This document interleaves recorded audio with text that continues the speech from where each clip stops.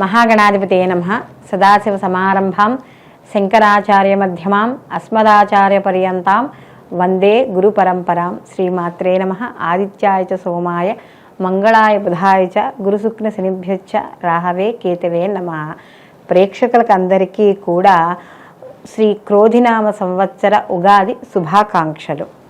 మనం ఈ శ్రీ క్రోధినామ సంవత్సరంలో మనం ఈ ద్వాదశ రాసుల వారికి కూడా నవగ్రహ సంచారాలను అనుసరించి మనం ఈ శుభాశుభ ఫలితాలు చెప్పుకోవడం అనేది జరుగుతుంది. అయితే ఇక్కడ ఈ సంవత్సర ఫలితాలు తెలుసుకోబోయే ముందర అంటే వీళ్ళు ఈ ద్వాదశ రాసుల వాళ్ళు కూడా ఈ సంవత్సరం అంతా కూడా ఎటువంటి విషయాల్లో జాగ్రత్తగా ఉండాలి, ఎటువంటి విషయాలు చేపట్టాలి, వివాహ విషయాల్లో కానీ, గృహప్రవేశము, సంతానము, ఉద్యోగము, విద్య, వ్యాపారము, ఆరోగ్యము, ఇలా అన్ని రకాల విషయాల మీద కూడా మనకి ఒక అవగాహన అనేది తెచ్చుకుందుకు మనం ఈ ఉగాది సంవత్సర పంచాంగ శ్రవణం అనేది మనం చెప్పుకోవడం అనేది జరుగుతుంది. అయితే ఇక్కడ ఈ యొక్క మన ఈ ద్వాదశ రాశుల ఫలితాలు తెలుసుకునేటప్పుడు ఇక్కడ అన్ని గ్రహాల గురించి మనం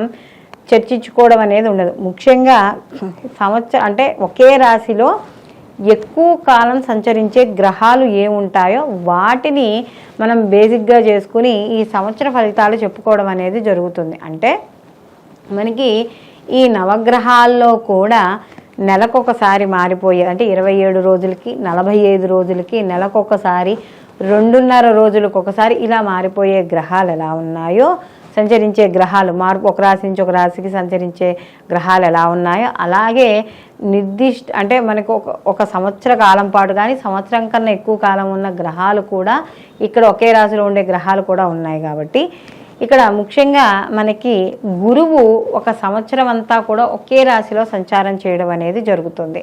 అలాగే శని భగవానుడు ఒకే రాశిలో 2.5 సంవత్సరాలు సంచారం చేస్తాడు. రాహుకేతువులు ఒకే రాశిలో 18 నెలలు సంచారం చేయడం అనేది జరుగుతుంది. కాబట్టి ఈ యొక్క ఉగాది ఫలితాలు అనేవి ముఖ్యంగా దేశ గోచారానికి సంబంధించినవి, అలాగే ఇటు దేశ గోచారంతో పాటుగా మన యొక్క జన్మ జాతకాలు అంటే గోచార రీత్యా మనం చెప్పుకునే ఫలితాలు. ఈ ఫలితాలు కూడా బేసిక్గా ఈ 4 గ్రహాల యొక్క సంచారాన్ని ముఖ్యంగా మనం పరిగణనలోకి తీసుకుని ఈ యొక్క ఫలితాలు చెప్పుకోవడం అనేది జరుగుతుంది. కాబట్టి మనం ఇప్పుడు ద్వాదశ రాశుల వారికి వీళ్ళకి శుభాశుభ ఫలితాలు ఏ విధంగా ఉంటాయి అనే విషయాన్ని తెలుసుకుందాం. కర్కాటక రాశి.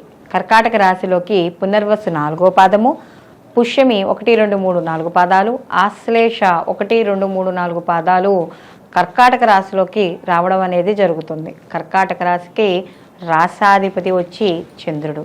కర్కాటక రాశి వారికి శ్రీ క్రోధినామ సంవత్సరంలో ఆదాయ వ్యయాలు ఏ విధంగా ఉంటాయి, రాజ్యపూజ్యం అవమానం ఎలా ఉంటుందని తెలుసుకుంటే వీళ్ళకి ఆదాయం 14, వ్యయం 2గాను సూచిస్తోంది. అంటే వీళ్ళకి ఈ సంవత్సరం ఆదాయం బాగా ఉంటుంది, ఖర్చు కూడా కాస్త తగ్గుగానే ఉండడం అనేది జరుగుతోంది.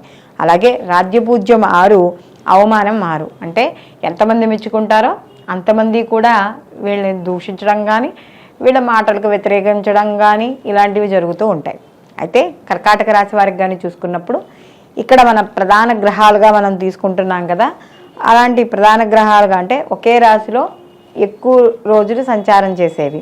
కాబట్టి ఈ రాశి వారికి కానీ చూసుకున్నప్పుడు మే 1 నుండి సంవత్సరాంతం వరకు కూడా వీళ్ళకి గురువు లాభస్థానమందు తామరమూర్తిగా సంచారం చేయడం అనేది జరుగుతోంది. అలాగే శనీశ్వరు కూడా సంవత్సరం అంతా కూడా అష్టమ స్థానమందు రజితమూర్తిగాను, రాహుకేతువులు సంవత్సర ఆరంభం నుండి సంవత్సరాంతం వరకు కూడా భాగ్య తృతీయ స్థానములందు సువర్ణమూర్తులుగాను సంచరించడం అనేది జరుగుతోంది. అయితే ఎప్పుడైతే ఇక్కడ వీళ్ళకి ఈ యొక్క గురువు లాభస్థానమందు సంచారం అనేది జరుగుతోందో, గత కొంతకాలంగా వీళ్ళకి దశమస్థానంలో గురువు యొక్క సంచారం వల్ల కొద్దిగా వృత్తి ఉద్యోగ వ్యాపారాలలో ఏదైతే ఉందో రాజకీయ పరంగా కావచ్చు, వేటి పరంగానైనా ఈ రాజ్య భావంలో సంచారం చేయడం వల్ల అనుకున్నంత అనుకూలమైన ఫలితాలు ఈ యొక్క కర్కాటక రాశి వారు పొందలేకుండా ఉండడం అనేది జరిగింది. కాబట్టి ఎప్పుడైతే ఇప్పుడు గురువు వీళ్ళకి లాభస్థానంలోకి మార్పు చెందుతున్నాడో, ఇప్పుడు మార్పు చెందడం అనేది జరిగిందో, అప్పటి నుండి కూడా కుటుంబ పరంగా కూడా వీళ్ళకి ఎక్కువ సపోర్ట్ ఉండడం, అలాగే గౌరవ ప్రతిష్టలు, సంఘంలో వీళ్ళకంటూ ఒక ప్రత్యేకమైన స్థానాన్ని సంపాదించుకోవడం. అంటే ఇప్పటి వరకు వీళ్ళకి కాస్త ఒక ఐడెంటిటీ ప్రత్యేకంగా లేకపోయినా కూడా ఇప్పుడు వీళ్ళకి అలాంటి ప్రత్యేకమైన స్థానం అనేది సంపాదించుకోవడం, సంతానపరంగా కూడా వీళ్ళకి అనుకూలంగా ఉండడం. అంటే వాళ్ళ విద్య, ఉద్యోగం, వ్యాపారం, వాళ్ళకి సంబంధించిన విషయాలలో కాస్త ఆనందాన్ని పొందడం అనేది జరుగుతుంది. అలాగే ఏవైతే వీళ్ళు కార్యక్రమాలు చేపట్టదలుచుకున్నారో, అంటే వాళ్ళ వృత్తి, ఉద్యోగ, వ్యాపార పరంగా కావచ్చు, అలాగే గురువు కాబట్టి కొంత ఆధ్యాత్మిక కార్యక్రమాలు కావచ్చు, ఏవైనా సరే శుభ కార్యక్రమాలు కావచ్చు, ఏవైతే చేపడతారో వాటిలో విజయం సాధించడం అనేది జరుగుతుంది. అలాగే వీరికి ఆదాయం ఏదైతే ఉందో ఆదాయ మార్గాలు పెరుగుతాయి. వ్యాపారం చేసే వాళ్ళకు కూడా లాభాలు అనేవి పెరుగుతాయి.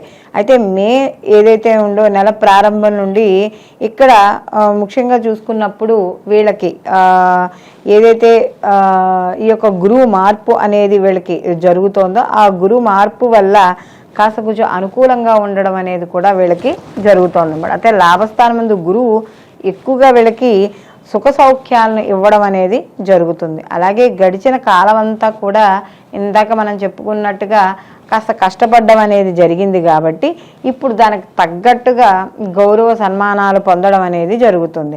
ఆదాయము అవన్నీ కూడా పెరుగుతాయి. ఇక్కడ ఉద్యోగాల్లో మంచి అవకాశాలు, అంటే ఎవరైనా నిరుద్యోగులు ఉన్నారనుకోండి, ఉద్యోగస్తులకు మంచి అవకాశాలు లభించడం, అలాగే వ్యాపారాల్లో విజయం, ముందంజు, ఎత్తుకు పై ఎత్తు వేసి ప్రతి పనిలోనూ కూడా ముందుకు వెళ్ళడం అనేది జరుగుతుంది. ఎవరైతే వివాహం కాని స్త్రీ పురుషులు ఉన్నారో వాళ్ళకి వివాహం అయ్యే సూచనలు మాత్రం ఈ సంవత్సరం ఇక్కడ కనబడుతోంది. కాబట్టి వాళ్ళకి ఈ సమయం శుభయోగంగా మనం చెప్పవచ్చు.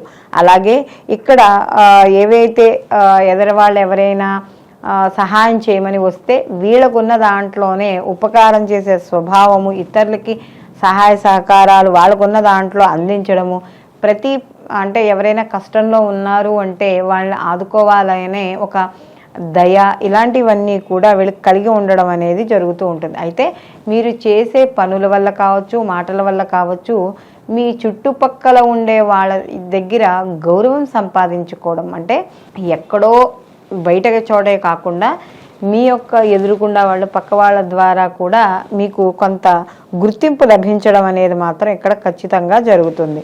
అలాగే మీకంటూ ఒక మంచి స్నేహితులు ఏర్పడము, అలాగే మీ యొక్క ఆశయాలను, మీ యొక్క భావాలను తెలుసుకుని మీకు మద్దతు ఇచ్చేవాళ్ళు పెరగడము, ఇలాంటివి కూడా ఈ సంవత్సరం ఎక్కువగా కనపడము. అలాగే మిత్రులు కూడా మీకు కొంత మీ జీవితానికంటే మీ యొక్క ఏదైతే ఎదుగుదల ఉందో ఆ ఎదుగుదలకి కాస్త ఉపయోగపడే వ్యక్తులు మీకు తారసిల్లడం, ఇలాంటివన్నీ కూడా జరుగుతాయి.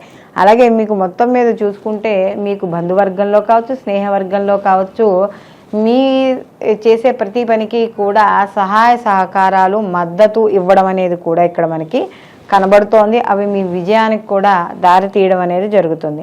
అలాగే కర్కాటక రాశి వారికి మరి అష్టమ స్థానం ముందు శని సంచారం అనేది జరుగుతోందిగా. గురువు అయితే లాభంలోనే ఉన్నాడు, కానీ ఇక్కడ శని మాత్రం మిశ్రమ ఫలితాలను ఇవ్వడం అనేది జరుగుతుంది. అలాగే ఎక్కువగా శని అష్టమ స్థానంలో ఉన్నప్పుడు ఎదరవాళ్ళ మీద ఆధారపడి పనులు చేసే కన్నా వీళ్ళకంటూ వీళ్ళు స్వయంగా సొంత పనులు చేసుకోవడం, వాళ్ళకంటూ వాళ్ళ పనులు కష్టపడడం ద్వారా ఎక్కువ ఫలితాలు, అంటే ఎక్కువ మంచి ఫలితం పొందడం అనేది జరుగుతుంది. అలాగే ఏదైతే సహజంగా శని భగవానుడు ఏం చేస్తాడంటే కష్టపడతాడు.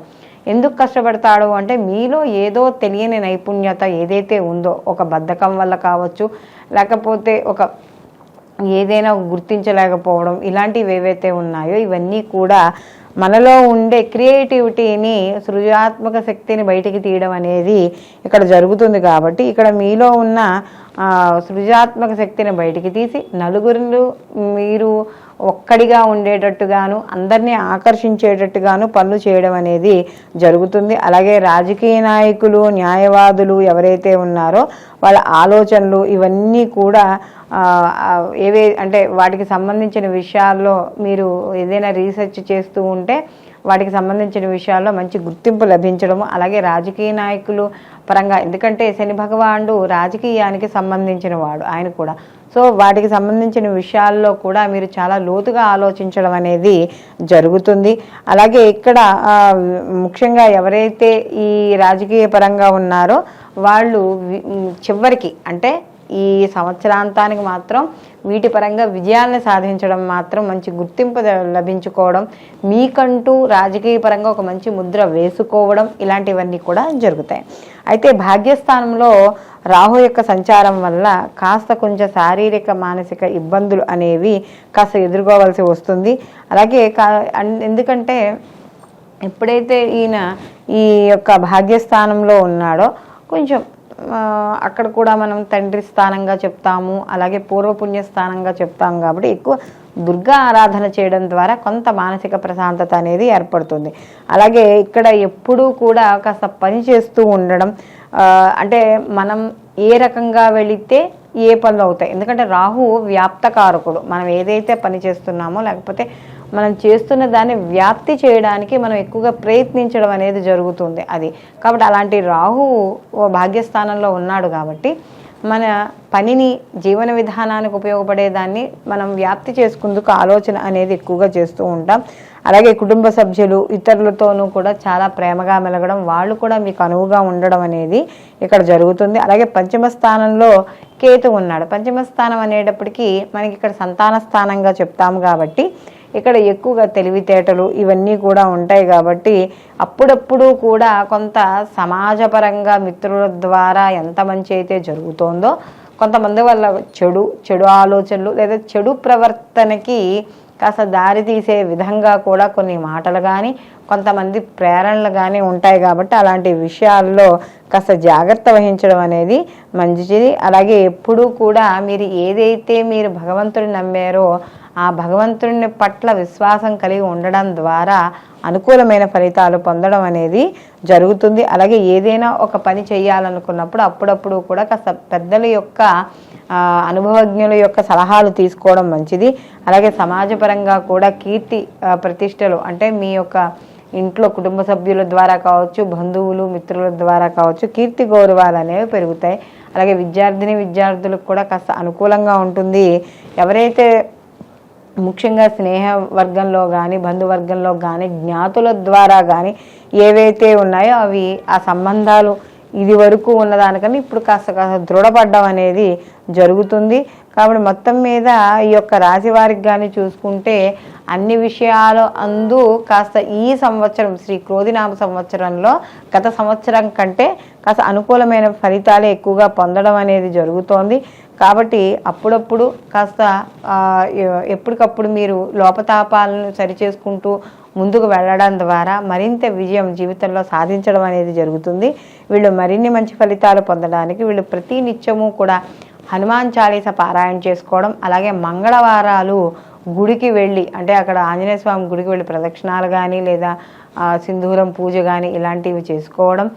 ఇక్కడ అష్టమ శని సంవత్సరం అంతా ఉంటుంది కాబట్టి ఇక్కడ ఎక్కువగా శివాభిషేకం కానీ శివ ధ్యానం కానీ శివునికి సంబంధించిన నామాలు చదువుకోవడం కానీ ఇలాంటివి ఏవి చేసినా కూడా మీకు అనుకూలమైన ఫలితాలు పొందుతాయి. అలాగే దీనితో పాటుగా శనివారాలు నియమాలు పాటించడం ద్వారా మరిన్ని మంచి ఫలితాలు పొందడం అనేది జరుగుతుంది.